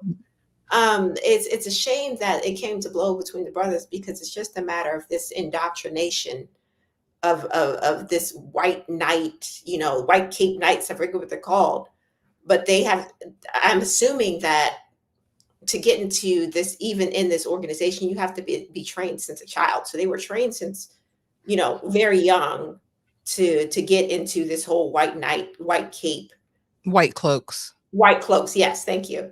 And it just overshadowed their natural born love for each other. It's like they're bound to this obligation of being there for the royals, being there for the family, and it's so sad to see that they at the end had to take each other out, and it's just a shame. You hate to see it, and just for Rhaenyra and Kristen, because ain't no way I would have just left. I wouldn't have went nowhere. I would somewhere. Right, exactly. MIA. But it was a good scene nonetheless. I felt bad for the brothers, and especially like what Dom said, when he fell on the sword, he literally fell on the sword, and it was tragic. But good scene. Rhaenyra was like, "No, you don't have to do." You did it. You did it. Oh, poor Stink. Okay. Adam and Alan, right? So we met Alan last week, right? With the sea snake, and the sea snake, Corlys Valerian, was like, you did good. You know what I mean? How's everything going? How's everything shipping up? And we knew in that moment there may be some connection, maybe some debt owed to Alan. This episode kind of removes all doubt of that. Adam comes in hot and is like, what the sea snake say? Are we on the next voyage? Like, what's going on? And Alan is basically like, listen, this is not what you want. You think you want this because you haven't been out on the seas. But if you've seen the stuff that I've seen, you would want no parts of this. I'm going to start with you. C, what did you think about Adam and Alan? Where do you think their storyline is going? I love seeing more Black folks on the show. I can't even hide it. I'm rooting for everybody Black. Let's make it happen. I do know, thanks to a post on Instagram, that Adam, the one with the dreads, he gets a drag. Spoiler alert. But if you haven't read the books, he gets one of those dragons. Um, and they kind of foreshadow that in the episode where he's the lone one who sees the dragon in the sky and all of that. I love that we're introduced to these characters in this season, and I want to see more of them. Absolutely, Dom. I like seeing them, and especially in this episode, because we met these two brothers, and it's immediately juxtaposed with the two brothers we just lost, because the way the brothers are depicted are opposite in every way. Like these white brothers, these black brothers, but we got two identical looking brothers who are also identical in their trade, in their belief system, in their convictions. They were just on different sides of an issue, but they were very similar people, inside and out. But these brothers are telling us the opposite, because they're different in every way. They look different. They got different builds. They got opposite hairstyle. Everything is opposite with them, and they at odds just in this first interaction about how to proceed. And so I'm already invested in whatever their dynamic is going to be. I'm hoping that it's um Game of Thrones will do this, where they have this Not the oxtail. but Game of Thrones will do this with some of their storylines, where it's like, okay, we're gonna follow these two characters, but this storyline is going to go over the course of seasons, and it's not going to come to fruition for a while. And because we only got so much time, and we got so many characters, and so hopefully that's not it. Hopefully they go ahead and get to it, and they give these brothers some time, because some stuff I don't need a Marine, like when Danny was in the Golden City in Marine forever. And I'm like, why are we still in this city? Like, I don't, or when they were walking in the desert, like some stuff don't need to be the whole season. So hopefully they don't drag this out, and we can just go ahead and get to whatever their significance is going to be. Amen. I'm trying to hear the connection and people saying stuff in the chat. And I'm like, did Corliss have a bastard? I knew there was some sort of connection, but I didn't know if it was that. Somebody talking about he done shaved his head, honey, so he don't show the Targaryen white or gold. Listen, I don't know. Kay, what you think, friend? Oh, we might have to see. I was wondering, because I knew that was sea smoke that was in the air, and I was wondering, was that going to lead them maybe to Laenor, because we know he's really not dead, or is somebody going to claim sea smoke because Laenor's not around to ride him? That's kind of what I want to find out. And also the fact that they talked about Laenor, Bela, and Jace. I thought that was really interesting. I'm like, are we going to see Laenor again? Is he going to make a reappearance? We shall see, y'all. Let's see what's next, honey. Oh, right after that, we see the sea snake and Rhaenys. And I loved this moment, and I love this conversation, because in this moment, Rhaenys is like, listen, Daemon's cool and all, but Rhaenyra is your queen. And she was like, she has the authority. And I know Daemon, he not going to go for it. See, Rhaenys knows the board. She knows the players. She knows the board.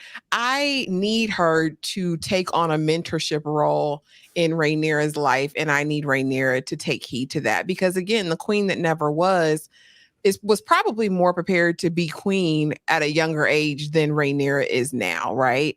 And so I really love this interaction. And honey, Corliss said, it's nice having a woman in control sometime. And I said, well, Dom, I'm gonna start with you. What'd you think about this exchange? This every time I see them together, I'm reminded that this is the only real functioning marriage in House of the Dragon, and really in Game of Thrones. Like, these two people are married, and even from a medieval standard, because I think sometimes we put modern expectation on marriages, because in these times they are more of a partnership, and love is a happy accident that happens afterwards, hopefully. But these two people are partners. They value each other, they respect each other, and they individually play their role. When Corliss isn't there, Rhaenys is standing on business, but she like, look, I'm only going so far because you got to talk to my husband about something. You know, when Rhaenys says something to Corliss, he never like dismisses it offhand. He always takes it, even when they disagree. He's never disrespectful to her. And so whenever I see them, it's always great, and it's always like, oh well, this should have been the king and queen. Like these people should have ruled. That's really who should be on the Iron Throne, is these two people.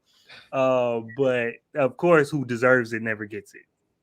Yeah. And I mean, to echo that sentiment, I definitely love their dynamic. I love that. I think that's incredible. And I think that Sea Snake is always cognizant of that, right? We saw him in first season really taking every opportunity he could to make matches, to do what he felt he could so that his name could live on. We see that doesn't happen. But he's always thinking about legacy. And I love that for a leader. You know what I mean?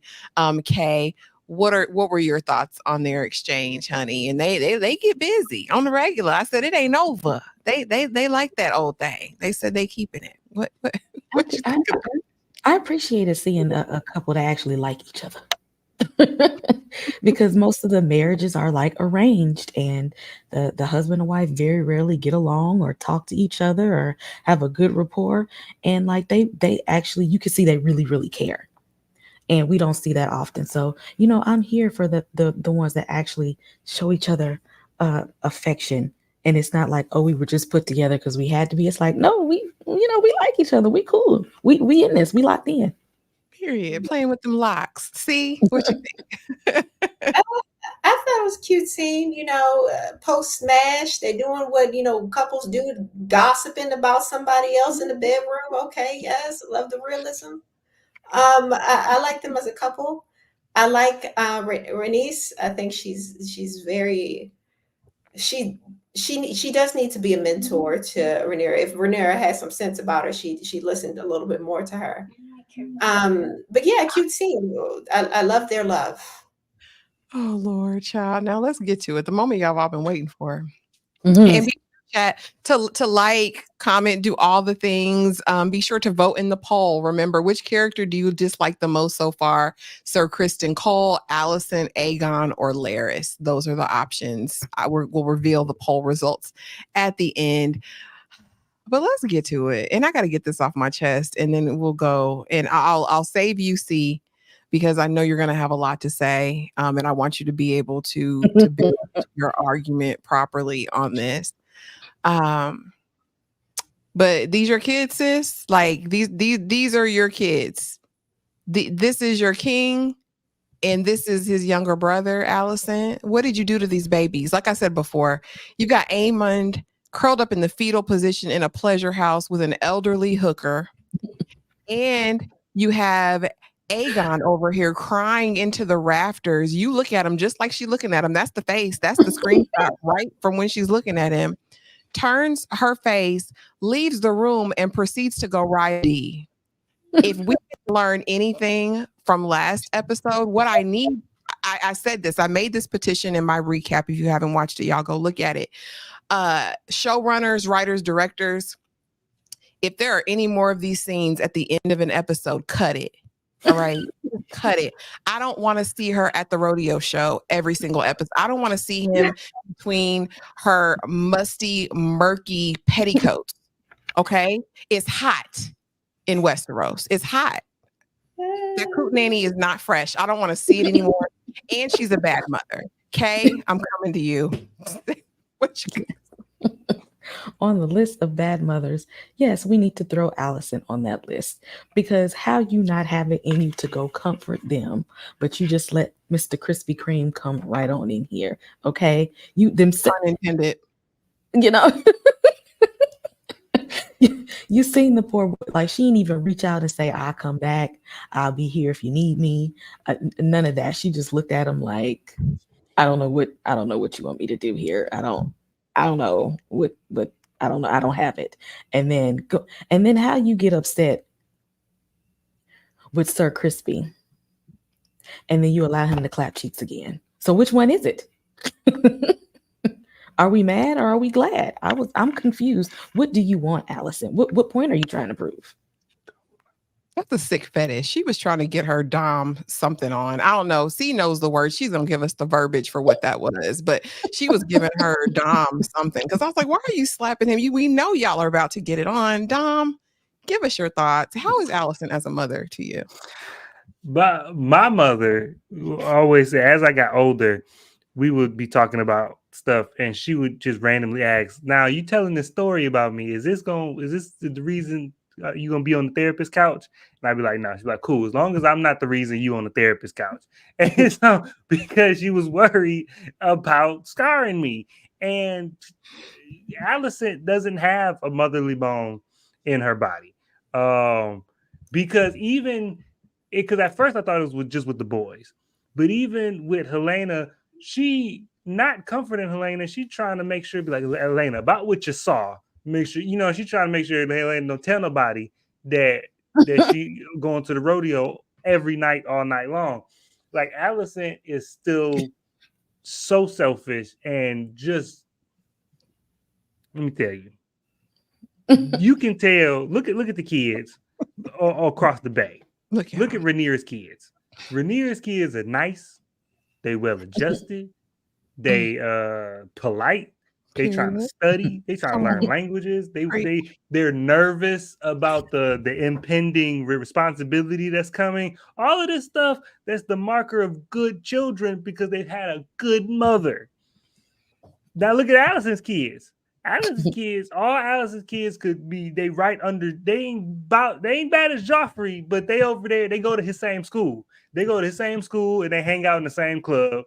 And Club they all sociopath. Club sociopath. And I still defend Aegon a little bit because he didn't ask for none of this.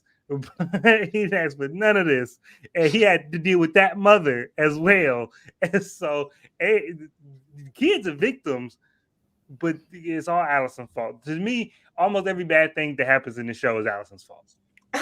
I concur. But now, see, I'm going to give you the whole floor. I'm going to put the spotlight on you because I don't want you to have any interruptions. I want you to be able to have a full platform to get this completely off of your chest, sis. Okay. So let me go on and give you the floor. And you let us know, friend. Let us know. We have to take into account how childhood trauma affects us into our adulthood. Number one, there are those who live through trauma and they take it upon themselves. They do the work, inner work through therapy and what have you, to not continue that cycle. There are others who continue that cycle. And Allison, unfortunately, is one of those. And again, it's because of her childhood trauma. Unlike Rhaenyra, she was not raised in a house of love. Her father didn't love her. We see that in this episode. He couldn't give a damn about anything she has to say because he has no love for her. Her mother's gone. Her husband really didn't care for her that much because every chance he got, he was comparing her to his first wife and even mistaking her for his first wife. There was no love in Allison's life. So she's not equipped with the tools she needs to have that nurturing love for her children, even though she wants it. We see in the beginning of the episode, she says, "Look what they've done to my daughter." She didn't say anything about herself. She was crying on behalf of her daughter. When we see her and she sees her son crying in the hallway, she lingers there because she wants to be able to say something to him, but she doesn't have the words. She doesn't have the tools to be a nurturing parent, even though she wants that because she never had that for herself. And when she does get to Christian, that's not love there. That's still not her being able to display love. That's her being animalistic, giving into her impulses and taking out on him what she doesn't have, what she doesn't feel that she has in her everyday life, which is power, right? She doesn't have any influence. She's a pawn to her father's wants. She's a pawn to the wants of the kingdom. She has no agency. So you can only be so mad at Allison because she is a result of the trauma of her life. Again, she was a child when she was forced to marry this old, decaying man. She was a child when she was forced to bear children.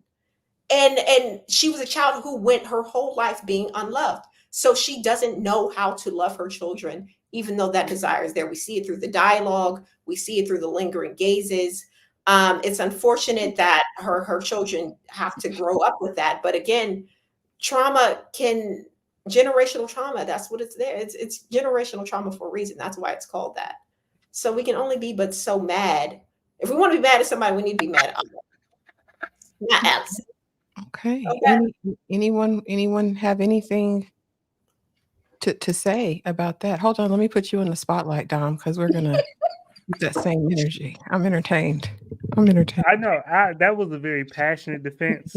That was a very eloquent defense. It was admirable, and I appreciate it and I respect it. And I can admit that yeah, Allison's predicament is not all her fault, and it is not all her doing. So I'll make this concession. It's not all the way Allison's fault that she doesn't know how to be a good mother. She's still not a good mother. So it's like we can put the blame on we can shift the blame to, I'm a product of my environment. Cool. You still the product. Like people in jail. Oh, I'm a product of my environment. You still killed 3 people. So you're still going away for murder. So she's still a bad mother, and she's still going to single-handedly cause the realm to descend into chaos. So I just feel like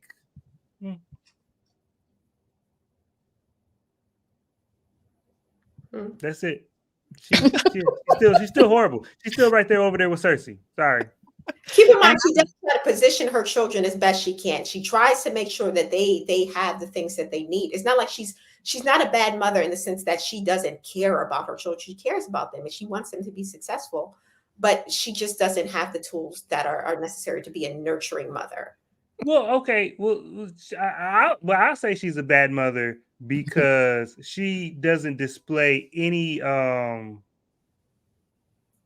agency in her own mind. Because the reason she went on this path is because her father put it in her head that if Rhaenyra became queen, then Alicent's children would be a threat because they had a claim to the throne. That was the inception in Alicent's mind that justified almost all of this. And then her confirmation bias of listening to Viserys' last word just kind of like sealed the deal with that. But the idea that you don't know Rhaenyra, the idea that you can only listen to your father's word and don't have the agency or the ability to look at the landscape for yourself and make your own determination is something you should have as an adult. And even in this time, she should have at least those tools. If you want to say she doesn't have the tools to be a nurturing mother, because she wasn't nurtured. Her mom died young. Her father didn't have a nurturing bone in his body. I'll concede that point. But that only justifies her children being messed up. But the realm being in chaos and the burning that's about to ensue is well within her ability to discern the landscape and make a decision for herself. Because she ignored her dad on other stuff. She called her dad on other stuff. She could call her dad on this. She calls him out. She does when she gets the opportunity to do that as much as she can. Again, keep in mind, not only is it childhood trauma, but we have to keep in mind the time period that she's in. She's a woman in this era, right? She has very little agency to begin with. So she is kind of at the end of what the men in her life want her to do, right? Even Rhaenyra, as outspoken as she is, she would be the first king. If she were to be king or queen, she would be the first, right? So it's the era that they live in. She is a woman in this time, a woman who was unloved, a woman who was unnurtured and raised to be at the disposal of the men in her life. I want to know this, see, though. I honestly want to know this from you, from your purview. To me, that doesn't feel like she wasn't loved by her dad. I think if you're speaking to being a woman in the age, right, her father was positioning her to be safe, to be cared for, to ensure a legacy for her line. I didn't feel as though Otto was unkind or unloving to her. I know her mother passed when she was young, but I don't get that, oh, he treats her poorly, he treats her badly. He positioned her and kind of taught her the game, in my opinion. Now, her inability to affect change in that space, she has all the autonomy in the world when she's busting it wide open for Sir Kristen Cole, or when she's taking off them raggedy kitten wedges that she wears. Okay. But So I just don't buy that she can't step it up and use some of these feminine wiles to accomplish her purpose when she was doing it with Laris. We know she has the skill set. I just that's don't think what she's she this told her worth victim. is. That's what she was told her worth is. Her worth is, how can you seduce a man? How can you use yourself in the bedroom? And her father didn't get. Was he positioning her, or was he positioning himself? That's the Both. question. Because he's very Both. much an opportunist and ambitious in his own way. So yeah, that's we got. But I think it's interesting, and I like both points of view. But I would offer that I don't think she's as much of a victim as she might purport to be. I think we have choices at a certain point. And she's 32, right? You said Rhaenyra was up in her 30s, honey. Allison up in her 30s too. Any final thoughts about the episode? Anything I missed out on? I will start with you, C. Friend. What are your hopes for next episode? Any predictions? Any thoughts? Um, I'm excited to see this other son that they said that I think Allison has, that hasn't been brought into the limelight as of yet. I want to see what's up with that. Why was he not raised with the rest of the family? I'm excited to see that. I want to know how Christian is about to mess this up, because we all know he can't handle his role. I want to see him lose horribly, because I cannot stand this man. And I want to see what's up with Damon, because where you at, bro? That's what I want to know. Harrenhal has such a storied past. Knowing what happened, Harrenhal, Game of Thrones, and to know that Damon is there now, I'm like, that's why Harrenhal is like it is now, a torture chamber. Kay, what are your hopes, thoughts for next episode? Yes, I want to see Damon doing what Damon does. And I need him to be successful in what he does, because he needs to make this up to Rhaenyra. So I need him to do what he do best and be successful at it. I would love for Aegon and his little silly self to catch his mom and Sir Krispy Kreme and then do a little something about it. I want him to be the one, because see, it wasn't enough because for Helena to see that. I need Aegon to be the one to know that. I need it to be all out in the open. What you gonna do now that your hand that you appointed is over here, laid up with your mama, when your dad ain't even cold in the ground for a whole week yet? Using his hands, honey. Using that hand, using his hands. Dom? Thoughts for next episode, or anything you wanted to touch on we didn't touch on from this episode? The hand of the king being handsy with the mom is crazy. And if wild work, and if Aegon might find out, kills Sir Kristen, and then that's how Laris moves up and becomes hand. You can see That's that. what I think. And that wouldn't be. He would be better than Kristen Cole. At the end of the day, he'd be better than that. What I want to see next episode is, I need the first shot of the war, because next episode is it's episode 3, and so I don't want this to be, I don't want this Dance of Dragons, this civil war that we're building to. I don't want it to be like the White Walkers in Game of Thrones. Like every season is coming, but it's just coming, and then I want this to deliver on the promise, because it's Game of Thrones is very much political machinations and the behind the scenes stuff, and who's this and who's that. It's just great, and I love it, and is being done well thus far. But it's also dragons and swords and death, and so I need a little bit more of that than what we've got. And I know they're probably saving it because that's the expensive stuff. So they might be, they'll do one episode here and then 4 more episodes of talking. So I get it. I just want to see whatever is going to start the actual war, because we ain't like in a Cold War right now. And so whatever's going to make it hot, I want it to happen next episode. He said, hurry up. And for me, I want to feel compassion for Allison. I want something to happen to where I can truly empathize, because I be going in on her, but up until this point, I feel like she's deserved every single bit of it. So I would like it if next episode I actually feel for her. I would love to see that. I want to dive into these brothers. I want to know more about Alan and Adam. I want to get to the root of that next episode. And I want to see some dragon fights. I mean, I'm with Damon. Like, we got all the dragons. We could just set it on fire. You know what I'm saying? Just burn it up. So I can't wait to see the dragons on deck. And you guys, let's talk about the poll. The poll results are in, and 90% of the people said Sir Krispy Kreme. They dislike the most. And let me give everybody the opportunity to let everyone know what's going on your panel. And I'll start with you, Dom, because you popped up in the screen first. What's going on? No, so my channel is Screen Static Studios, and right now I'm getting beat up. I'm getting beat up real bad on my channel because I had the nerve to defend the Star Wars show, and it's crazy. I just want to make a note that in the videos that they killing me over, I never said the show was bad or good. I was just talking about, does it fit in the timeline or not? And the internet been beating my head about it, but that's what Nerdum is all about, is the debate. So it's been a fun time. So on my channel, we talk about all things nerdy and all things TV and all things movie. And that's me, Screen Static Studios.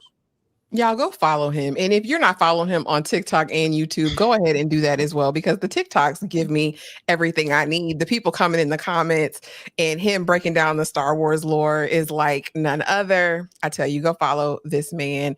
Now we have, honey, the horror and the hooch.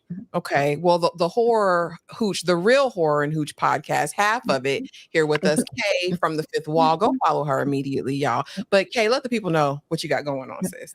Yes, please hit that subscribe button. If you like horror movies, if you like superhero comic book stuff, then you need to be over here at this channel. I don't ever want to hear you say, what do I need to watch? I need something to watch. All you gotta do is come over here to the Fifth Wall. Okay, we got reviews for new stuff right now. Interview with the Vampire, of course, House of Dragon, Evil, X-Men 97. We got Abigail, Late Night with the Devil, Imaginary. What is the other one? Sting. I'm going to do some I need to drop one of The Watchers because I watched that over the weekend. So and then I got a whole list of throwback horror movies, like movies that were underrated, some that came out in the 90s, in the 80s. So you should not have an excuse of what to watch, because all you gotta do is come over, hit that subscribe button. I know that's right. And Kay is trying to get to her 1,000, you guys. And I believe Dom as well. So please go support, follow them, hit the notification bell so you know whenever they post and you can support them.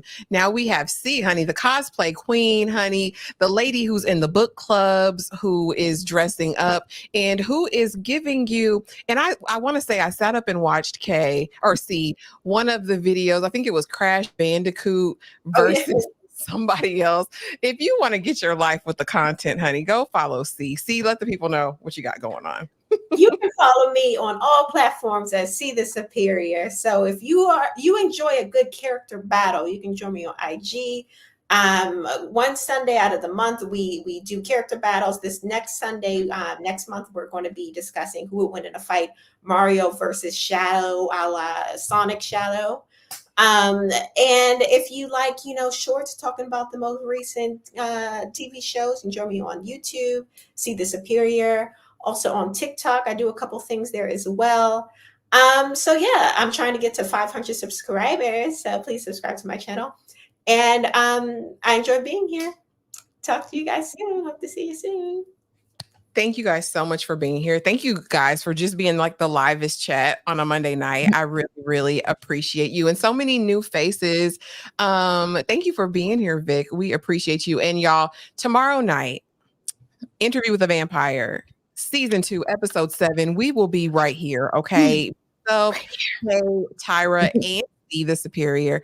Y'all, if you want to be part of literally the livest interview with a vampire chat, you need to be there because episode 7, my favorite episode of the season thus far. I'm just going to set it right there. But we appreciate you. We value you. You're the reason that we come on and do this. And yeah, that was it, you guys. Thank you so much for watching.